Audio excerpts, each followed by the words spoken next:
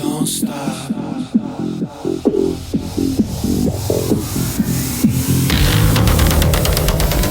Hey, thanks for joining me in the Everything and Anything in a Big A podcast. I'm Zach Randall-Friedman, the host of this show, so thanks so much for joining me. I have an amazing guest today. His name is Max Reeder. I'm going to tell you about him in just a moment. But before I do, I wanted to talk about all the summer travel that maybe you're getting ready to do and seeing family and, all that stuff. So I have a trip coming up to see my mom. I'm leaving later this week. And here's the thing that people think is so odd. I don't like staying at my mom's house. So my mom moved into a new house 5 or 6 years ago, maybe. And I don't like the house. I don't know. Like, she had a house before that was just so open and it had good energy in it. And the house, she moved into the house she has now because the other house was too big to maintain by herself. And she owned like both lots on both sides of her house. And she had a huge backyard. And so she had to pay to have that done. And, the house was just it was a lot of work. It was a big house. So I get it. But she moved into this other house because she wanted a pool, and this house had a pool. So now she's every year, should I open the pool in the summer? So who knows if, sometimes she does, sometimes she doesn't. She's got to make a decision soon because it's summer almost. But if she opens the pool, she's opened it the last 2 summers and didn't even go in it. Her friends came over, brother came over to swim in her pool and stuff, but she didn't even use it. So she's like, but it's nice to sit around. Okay, well then open it to sit around. But I don't stay at her house. And here's the thing, I don't like staying at anybody's house. I like staying at a hotel. We go see family in New York, so we could stay at my sister-in-law's house. And I love her. She has a great house. She just got a new house. It's getting completely redone. But I don't like staying there. I want to go and hang out in the day, have dinner, and then afterwards, I want to go back to my own private space. I don't want to sit there and have to wake up in the morning or be quiet at night and all this. And am I leaving the room in good condition when I leave? Yeah, all that stuff. I don't want to do any of that. I don't want to stay at somebody's house. And even whenever I go visit friends, I don't really want to stay at their house either. But I do sometimes. We have a trip coming up in July to go see our friend in Northern California. And we were going to stay with her for a few nights and then stay in a hotel for 3 nights. 2 nights with her, 3 nights in the hotel. And I love her. I think she's great. I just don't want to stay at her house. And it's nothing against her. I just don't like staying at. And Andrew, my husband, is the exact opposite. He wants to stay with everybody. He's like, oh, it's really when you get to bond with people. You get to stay up late and talk. You get to wake up in the morning and have breakfast together. You're but if I want to go back to my hotel room and take a nap, that's what I want to do. Plus, I don't want to have to share a queen size bed with my husband. And I think that's all my mom has is queen size bed in the spare bedrooms. And so I don't want to sleep in a California king with Andrew. So yeah, I don't like staying at people's houses. And I know some people think that's weird, but I have other friends who are like, yeah, I get it. I don't like staying at anybody's house either. But nobody gets that I don't want to stay at my mom's house. My mom has also 2 dogs. She has these Labradoodles, and they're so fucking annoying. She calls them her girls. She acts like they're her children. And I find them so annoying. And yeah, I don't want to then before those 2 dogs, she had this big dog. It was an Australian sheepdog or something. No, not a sheepdog. I don't know. It was some big dog. And that dog was mean. And it wasn't mean to me, but that dog would, if anybody ever broke into my mother's house and tried to hurt her, that dog would, it was like Cujo. I don't know if you remember the movie Cujo, where the big Saint Bernard was killing people. That's what that dog was like. That dog was mean. And for some reason, whenever I walked into the house, it didn't growl or anything with me, but it always wanted me to give it pets. I'm like, nope, not doing it. I just don't, I don't want to give that dog, I don't want to say I don't like dogs, but I kind of don't. I have 2 cats. I have 3 cats now, actually, because I brought one from the outside in. I never thought I'd have 3 cats, but I do, and I just don't like. I don't know. Dogs are just like a lot of work, and they always smell like wet dog, and you got to walk them and stuff. Andrew wants a dog. He wants a chocolate lab, and I'm like, no, absolutely not. I'm not having a dog. If we ever have like big, huge, open space, the dog can have to be outside, but I don't know. I feel like it's mean to keep a dog outside, but really dogs are meant to be outside, aren't they? Oh, well, I don't know. That's how I feel. Anyway, my guest today, let's get back to Max. So Max, I found on TikTok. I thought his videos were so just kind of amazing in a way. They were so interesting. He had PTSD. He had a lot of kind of health issues. He talks about them in our interview. And he's talked about a way he has healed himself. And he offers this service to people where you can go through it and like learn how to do this. I think he's incredible.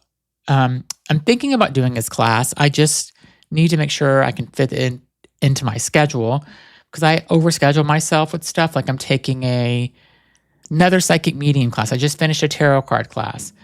And I have, I'm trying to do my exercise walks every day after work, and I'm cooking dinner and stuff. And you would think that since I don't have a corporate job, I'm just doing this podcast, I'd have more time. But I feel like I have less time when I was doing my podcast full time and my corporate job full time. So I don't know where all the time goes.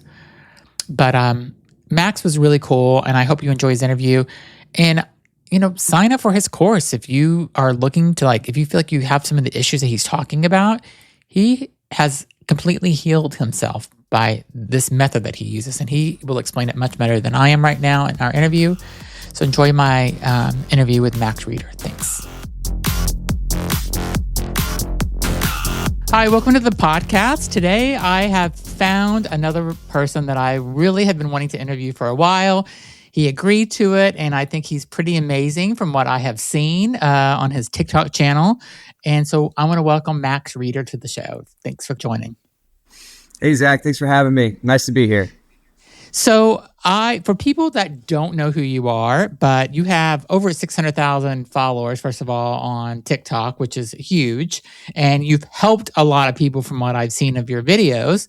So tell me, or tell my, I know who you are, but tell my audience kind of quickly what are you all about and who are you? Cool. Okay. One of the reasons I got on TikTok back in 2021, I think, was because I saw how it seemed like there was a need for someone to come on and kind of simplify stuff with what people were talking about, especially related to spiritual healing. Because it seemed like, everyone's talking about, you have to do this diet, you have to do this supplement, or you have to be afraid of all of these potential threats and problems. And I didn't really see anybody talking about you can heal everything with the mind. And so this is what my teachers, I've been fortunate enough to be blessed with teachers who've taught me this since getting out of the military. But that's basically the core message, is that everything is mind, and that you can truly transform every part of your life, any health problem, any struggle that you have, with mind. And the more that we look at it that way, the more that we really cut out a lot of the noise and really get to the root of the issue, which is that where you have mental tension, you're always going to have dysfunction and struggle patterns. So just to kind of tell a little bit more about your story, You had a lot of different issues coming out of the military, right? Where you, one of your videos where you kind of talked about if you didn't learn to do this or you weren't taught to heal yourself, you would have all these issues most likely, probably. Yeah, so, I would be at a really, really terrible spot. I would probably have major diseases by now. Yeah. So tell me or tell my audience a couple of things that you that you struggled with and that you were able to kind of heal from yourself. Yeah, sure. So I was in the Navy from the ages of 19 to 22. And that was about 12 years ago now that I got out. And when I got out, it was, mentally, emotionally, physically, I was a total wreck. 22 years old, my body was falling apart. I was extremely socially anxious, arguably autistic patterns throughout my life that had just gotten extremely worse due to all the tension and all of the, the loss of my individuality also that the military tends to strip you of. They want you to function as a unit, which makes sense, but it also comes at the cost of your mental health and your sense of self. So I had a, extreme social anxiety. I had a reverse cervical curve in my neck that was giving me migraines anytime I did like anything involving my arms raising up.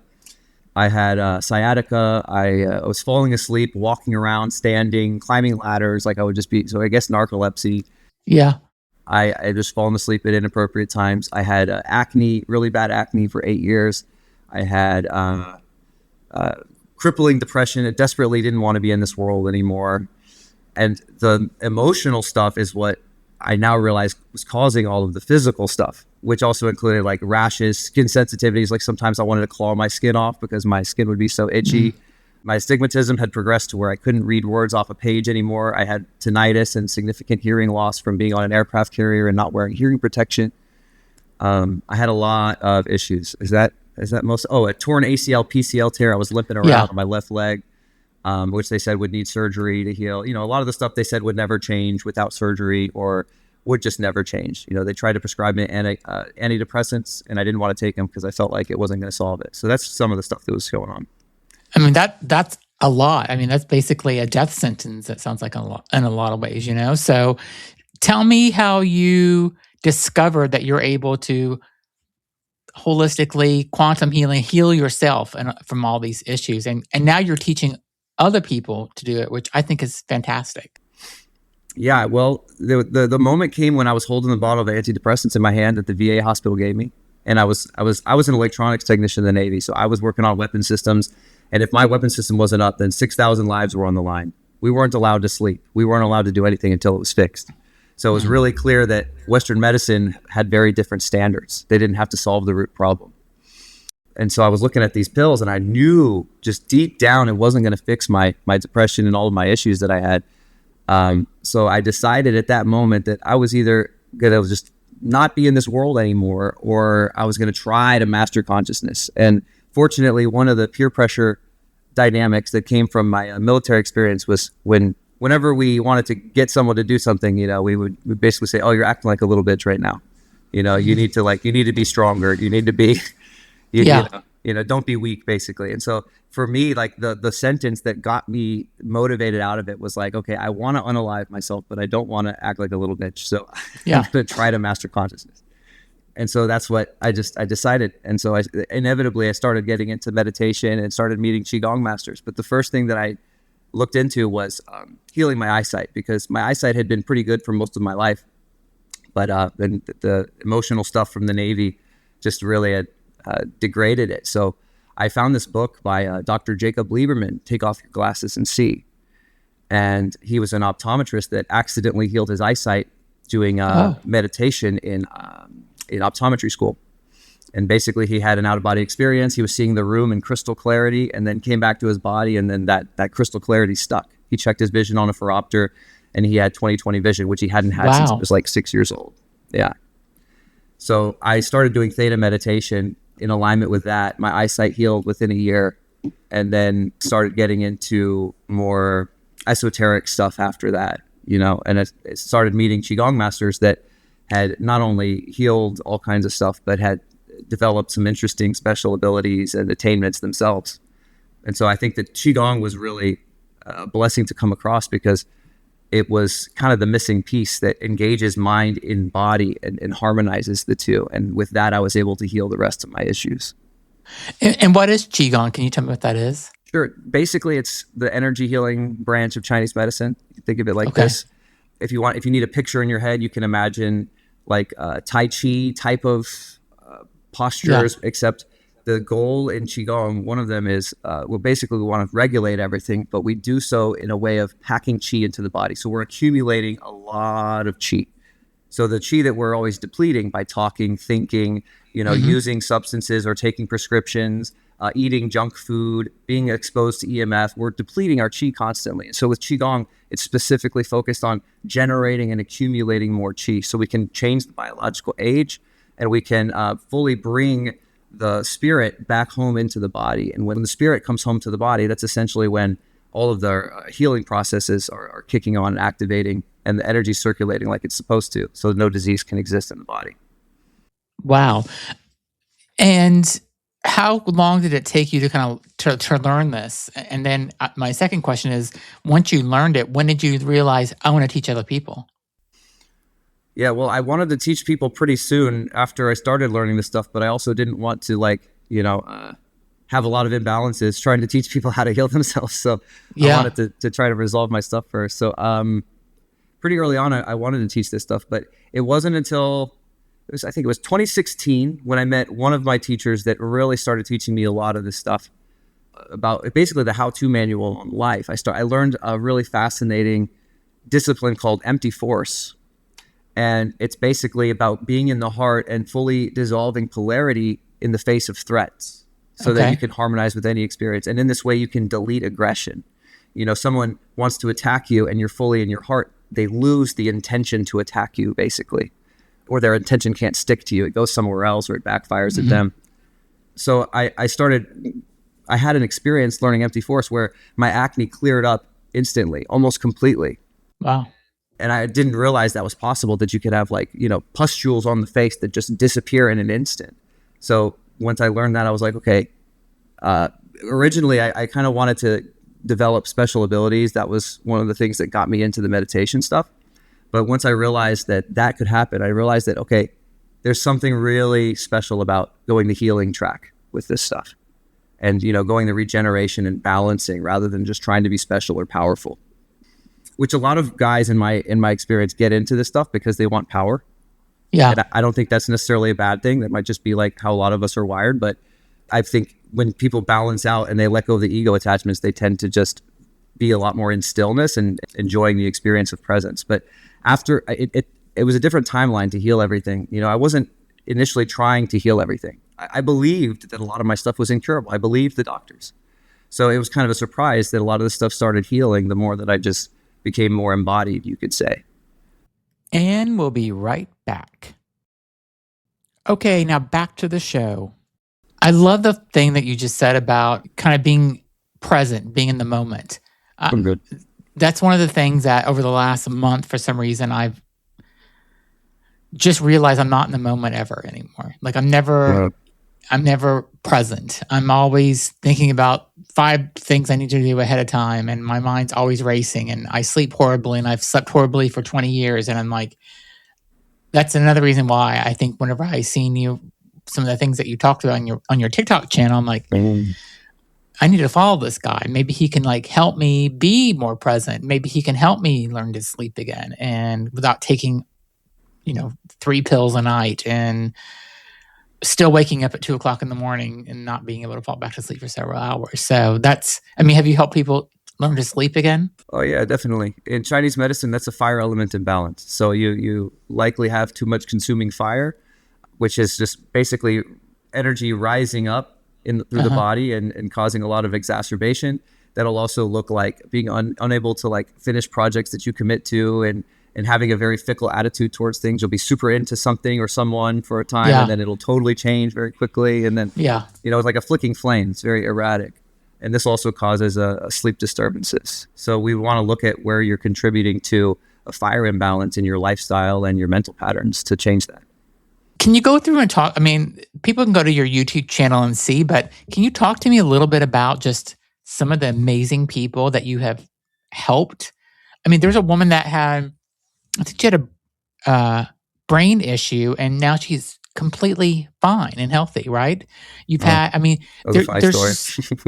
there's just story after story about how you have changed or saved people's lives. So if you could tell me a few stories about this, I think that's why you're so incredible because you're doing this.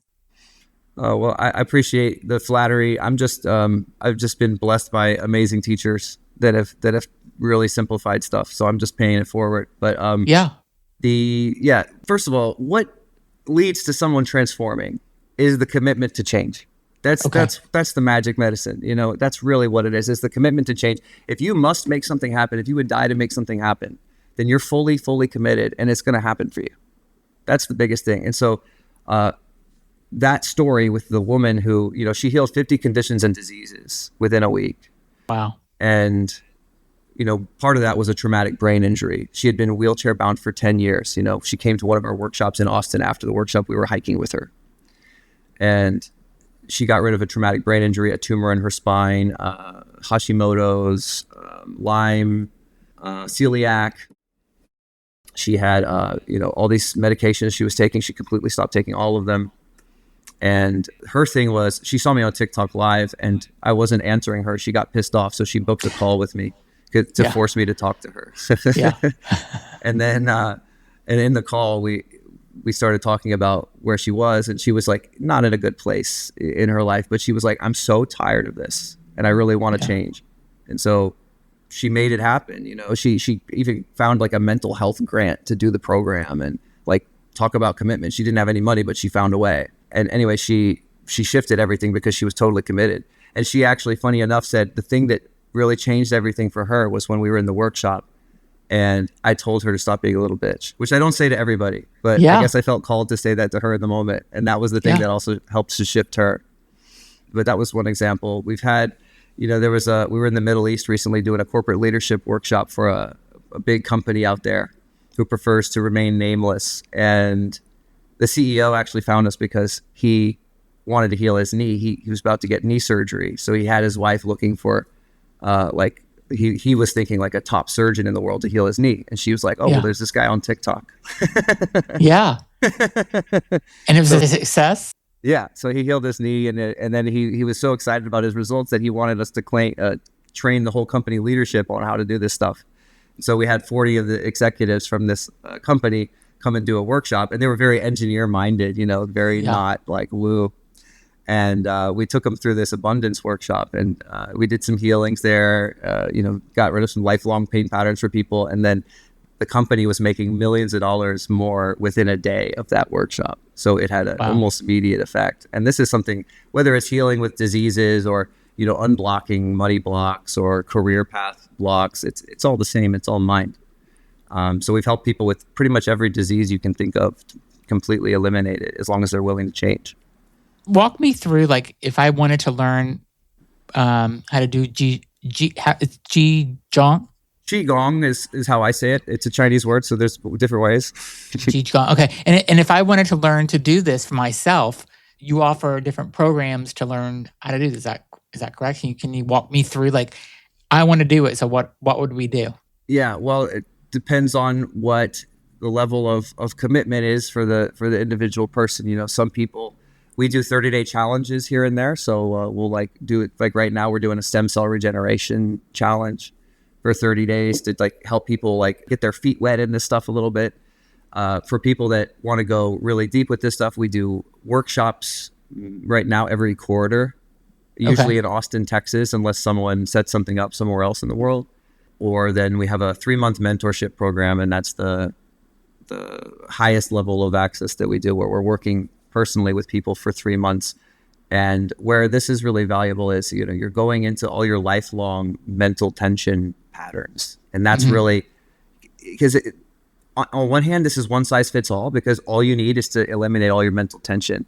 On the other, everyone has different choices in where they hold tension, right? So where the gold really is finding where your unique, specific tension patterns are. What is it that you really don't like looking at? What is it that you really don't like feeling? Because wherever your biggest triggers are that are individual to you, that's where you stand to transform the most. And so in the mentorship program, we go deep into the specific patterns that each individual has. And that's where the quantum healing really comes in handy, and yeah. What's the commitment for 3 months, though? Is it once a week, twice a week, more, less? We have 2 classes a week. The ideal is to at least come to one class. We're doing one class for most of the program's history and getting the results that we got. We just started doing 2 classes a week because people have different schedules, different time zones. So at least everyone can make once per week. But once per week for 3 months, it takes a season to rewire your nervous system totally. So that's plenty. Wow. Is the cost? Can you talk about the cost, or is that, it depends on the person? For the signature healing program, it's $5,300, so 5.3K. Okay, and it changes your life. It sounds like. I mean, you're after the 3 months, you're a different person, rewired. It sounds like. Yeah, and my goal for people is to teach them how to be self-sufficient, so that they don't need me, so that they don't need anybody. And it's always good to learn from teachers and get external help. That's fine, but I don't want Yeah. people to need it. We organized a trip to see a Chinese healer last year, for example, because he could do electric chi transmissions, and I was like, okay, this is cool. People that don't want to go deep into their own stuff, maybe he can help them. But then he's charging $1,000 per treatment, and many of the people there were paying him upwards of $10, $20, $30,000, and then he's still telling them, come and see me next month. I'm like, dude, these people came from across the world Yeah. because you said that you could heal them, and now you're saying that they need to keep come seeing you. I don't like that. I don't like that philosophy. Yeah. You should be able to transform any of your stuff once you know how to actually transmute energy inside. Do you believe that illness is always kind of physical, emotional, energetic, all of the above? I mean, like, I think, I guess my question is like, after you learn this, has it changed their way of thinking about how the world operates in a lot of ways? Like it's all energy and stuff. It sounds like it's holistic. Like, has it made you think differently about everything in the world after you learn how to do this? Completely. Yeah. It's a complete perspective shift. And that's I think what's really scary for people Yeah. is letting go of your structures about how you believe everything works. And that's really like the key to changing it. Is we have an identification right now, right? You think you're this name, this person with this preferences, these preferences and all this stuff. The more that we have a solid identification, the more that your body and your reality stay in the same structure. So if we want the maximum effect to happen, we need to become formless. And as we become formless, our ideas about how reality works start to really totally dissolve. And that's, that can be scary because it gives us stability. It gives us a point of reference to think we understand how everything works. But the more that we can let everything go, and we see that actually everything is mind, and everything at the base layer is mind. We don't really make diet recommendations to people except in very specific circumstances. Like if they have, let's say, a virus, without saying names of viruses that they want to get rid of, then maybe we want to put them on a plant-based diet because that'll just help the body to clean out. That helps the chi to thin out. That just helps to clean things out faster if we're on a plant-based diet. But generally, we don't make any diet recommendations for people. It doesn't really matter what you eat because everything is mind. That's the biggest thing. So, and how Chinese medicine sees it, they call it the three treasures. Basically, you have these three layers. Shen, which is mental, spiritual energy. Okay. That's like what we think with. If you have brain fog, you're having a Shen issue. We have Qi, which is the life force that animates everything, that heals things. And that's the energy, emotional layer. And then we have the Jing, which is the essence that creates physicality. Your Jing is what you use to make all the fluids and tissues in the body. The Jing needs to be strong for you to have a strong body. Once your Jing runs out, you can't exist in the physical world anymore. So basically, we're balancing these three layers of mind and spirit, energy and emotion, and physical. But it's all ultimately mental. Do you think we're all connected some way from a energy perspective? Yeah, definitely. What do you mean by that? I mean, I think doing this podcast for over 2 years now, I've met so many different people, and I do think that in some way there's just like we're all kind of energy in a way, and we're all connected in a way. And even when you die, you're still connected. I mean, what is your thought about when we die? What do you think happens? I was talking to a Qigong master here in LA the other day that was visiting from Japan, and he put it beautifully. He said that the world that we live in is a world of cause and effect. Without reincarnation, the world doesn't make sense. Yeah. I thought that was beautifully said. I can't say it better than that. Yeah. That's what I agree. I mean, I think before I started doing this podcast and meeting people, I kind of thought you die and that's it. And, there's nothing else. And now the whole reincarnation thing, and I believe that it's all energy. I believe much more in that, you're kind of coming back and, yeah, I mean, I was talking with another guest earlier this week and very similar kind of talk. And I asked, like, I feel like a lot of people are starting to think this way.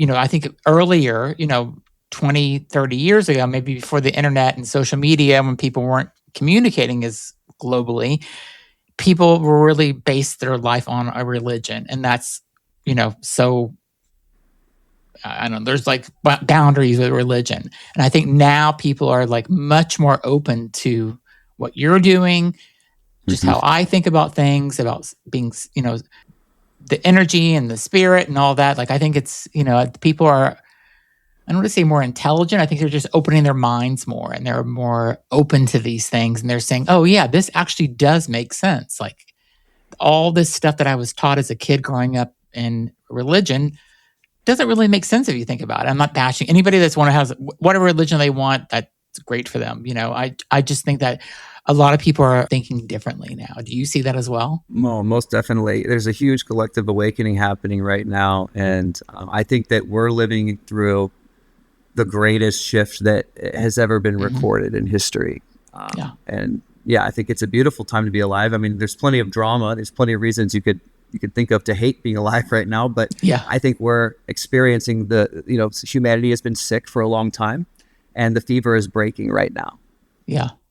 What I think now is so interesting about practicing internal arts, maybe whether you practice like shamanism or yoga or Qigong or whatever, we basically, what people seek to that practice this stuff at the deepest level is to break that reincarnation cycle. And so in Taoist alchemy, you basically want to either become an earth immortal or a valley immortal or a sky immortal or a celestial immortal, which is either you live for a really long time, you stay here and you serve the collective, staying in your physical body, or you take your body with you when you end this life and you leave behind little crystals, but you're basically operating at a higher dimension of consciousness where you don't need to be here anymore and you can take your body with you. You don't leave it behind. That's breaking a reincarnation cycle. And then there's the celestial immortal, which a lot of Taoists work towards.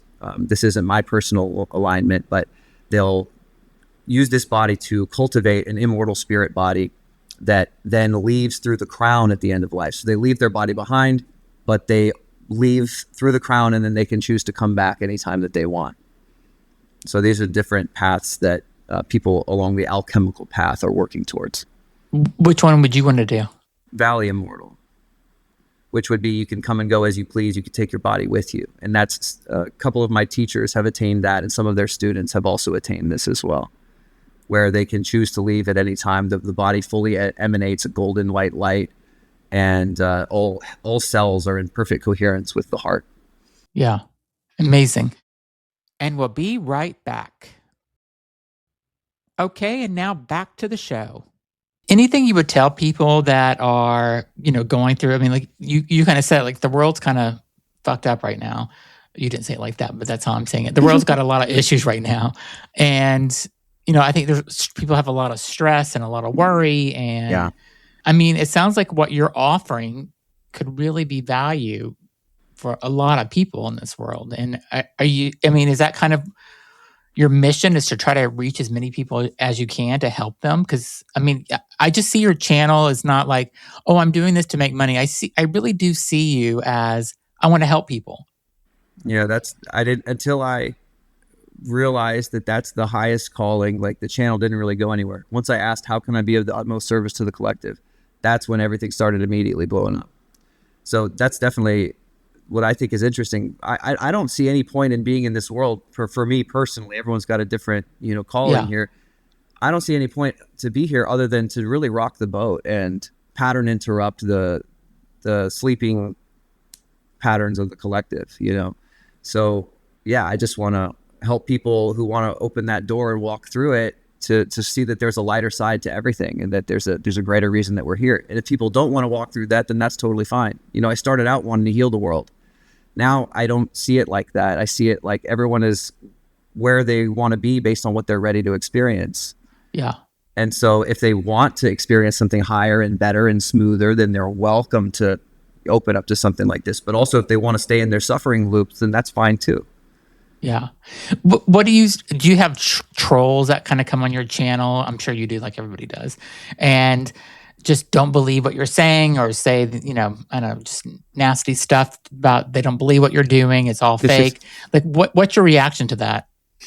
Yeah, it's surprisingly not as many as I would think would be, unless it's like a video's going viral. Like I had one video about I dropped out of college once I realized that they're covering up anti-gravity. That got a lot of hate comments. That was funny. But my reaction to it, I used to try to defend against it, like people calling Yeah. me a fraud, people calling me a snake oil salesman. I would internally tell myself, they don't know what they're talking about. They don't know Yeah. me. I'm not a fraud. And what I found after some years of making content was that stuff was accumulating in my body because I was fighting it. So I just let them be right. Like, whatever you want to say, I am. Like Eminem says, like, I am whatever you say I am. Yeah. I don't have to defend you're going to see whatever you see anyway. Anyone who makes content, puts themselves out there, knows anyway that everyone's just projecting their shit. So they're Yeah. going to see whatever they want to see. Yeah. So my reaction to it is, thank you for the engagement. Thanks for boosting me in the algorithm. And Yeah. I am whatever you say I am. Tell me about the anti-gravity. I'm curious about that. What is it? Okay. Thomas Townsend Brown was working on a TV set shortly after TVs were invented in the 50s, and found that the vacuum tube in TVs, they used to be made with the vacuum tubes, when it would turn on, the circuit would have electricity going through it. It would produce a little bit of thrust. It would move in the circuit. And he thought that was interesting. It's like, all it's doing, some electricity is happening, but it's producing thrust. I wonder if this could be used for propulsion. So he took it to his professor, and they started working on it together, and they coined the Biefeld-Brown effect, which is basically, now it's recognized by conventional physics as an ionic wind. What they say is that, it ionizes the electrons in the air, and these create this thrust, but it's not actually like a propulsion mechanism. That's what the conventional physics perspective is.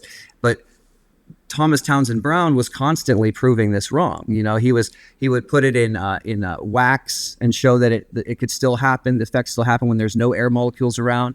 He did this experiment with the military in a vacuum environment. It still happened. So even in a vacuum, this thrust was produced. So it wasn't about ionizing air molecules. But conventional physics will say, oh no, that's all it was. It's an ionic wind effect. It wasn't real propulsion. Okay. This was a huge thing in the defense industry. All the defense contractors were racing to develop this. They called it electrogravitics in the 50s. It was all over the media and everything. Even T.T. Brown with the Navy did a demonstration, I think it was in Hawaii, where he flew this flying disc around a gym and showed how fast it could be, and how navigable it could be. And then he started doing classified experiments with the military, and then they started saying, oh, this is not a real effect. And then it just went dark. There's nothing in the media about it anymore. You don't hear about all these defense contractors working on it. But now we have things like the TR-3B, which is well known as a U.S. military craft, that triangle craft that many people have seen. You can find videos on it, that obviously uses anti-gravity. There's even a guy, I can't remember his name right now, but a guy that he worked on black government projects, and he reverse engineered the B-2 bomber and found that they actually integrated these electrogravitic systems into the B-2 bomber, that they activate once it's at high atmosphere so that it can save fuel. So interesting stuff like this I started learning about, and that was like, okay, I want to learn electrical engineering like the best, like Tesla level engineering, but college isn't going to teach it to me, so why am I here? Yeah, makes sense. What's your quantum mind community? You want to talk about that a little bit? Sure. So in my journey, I met a billionaire who is just a philanthropist. He started practicing Qigong actually about 10 years ago or so, and because he wanted to get rich. That was everyone has a reason why they get into it originally, right? And he wanted to get rich because you learn to saturate your magnetic field, and you can truly get anything you want. This is why it used to be reserved for just the Chinese emperors. But what he found was once he got rich, he started connecting with all these world leaders and stuff. Now he just wants to help the world. And so we were talking about how we can collaborate on something. And so we co-founded this community, Quantum Mind. He's gone really deep into the sovereignty stuff to get where he is. And he's networked with all these world leaders. He basically holds the power of attorney for the Hawaiian Islands. He can broker any trade agreement he wants. And he's setting up trade agreements right now with a bunch of other countries so that we can bring in this new Earth system that's outside of colonial control and that empowers indigenous populations. Anyway, all this to say, this is my co-founder that I'm working with. He's into the sovereignty stuff, and he's sharing his elite knowledge on sovereignty and getting outside the system so you're not subject to all this control crap. Yeah. And then I'm teaching the internal alchemy and the holistic healing side of stuff in the community. It's a free community, and we have a bunch of courses in there, and We'll do live calls and all kinds of stuff to support people. And that's what we're doing to really bring all this together and help the world in a grounded way that can't be censored by social media networks. Love that. That's great. I, again, love what you're doing. I think it's so amazing that I think we need more people like you in this world that seem to care about people and that want to help people. And I think that's amazing. And I just want to know if you ever kind of like stop and think ever that, imagine whenever you said you didn't want to be here anymore. If you would have not been here, you would have unalived yourself. Just think of all the people you wouldn't have been able to help. Like, do you ever think about that? Like how lucky the world is that you didn't do that? No, I haven't really thought about that. You should. It's because it's really, I think it's a very interesting way of looking at it. Yeah. Yeah, because you've helped so many people, and I see their videos, and I can just tell by your vibe that you really care about the world and you care about people. And thank God you didn't do that, because there would have been so many people that wouldn't have been impacted by the amazing stuff that you're doing. So I don't know, just wanted to throw that out there as a closing remark. So yeah, well, thank you. I would like to say that everything can be a lot easier than we think, but we need to be willing to face the stuff that we least want to face. Resistance creates persistence of what we don't want. So everything can be a lot easier the more we're willing to be fully here and be fully willing to experience all possible emotions and sensations of being human.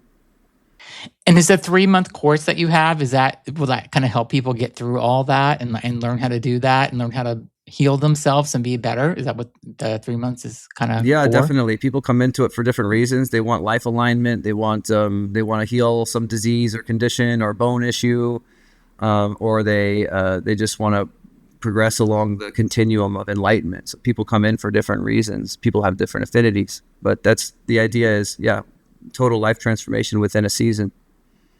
I love that. I think I'm signing up. So it's amazing. Wow. Well, that'll be crazy, man. That'll be fun. Yeah. I have a lot of reasons why I'd like to do it. So I think you have a new student. So. Well, heck yeah, dude. Let's do it. It'll be cool to see what ekes out into your podcasts too, as you expand your field and refine everything that's here. It's going to be exciting to see. Yeah. Well, thank you, Max, for being on I knew you would be an amazing guest. And again, I'll put your TikTok channel on the description of this video or podcast. Also, I'll put some links that you have on your TikTok channel also, so people can get in touch and learn about, all the work that you're doing and stuff. So, because I think what you're doing is really incredible, and I'm very thankful I got to talk with you today. So thank you so much for being on the show. Yeah, thank you for inviting me, brother, man. Is there anything else that I can offer of value here? No, I mean, I think that people should go and check out your TikTok channel and check out your websites and stuff. And they need to see it for themselves the way I did. And after listening to this interview, I think you'll get a good amount of people going to want to learn more about what you're doing. So, because I think it's pretty incredible. All right. Well, thanks for talking to me. It's a pleasure to meet you.